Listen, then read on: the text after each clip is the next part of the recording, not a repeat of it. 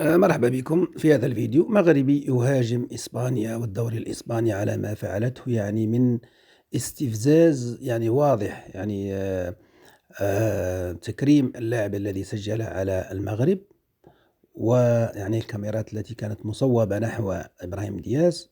خلوكم مع الفيديو، ما تنسوش الاشتراك في القناة ولايك للفيديو.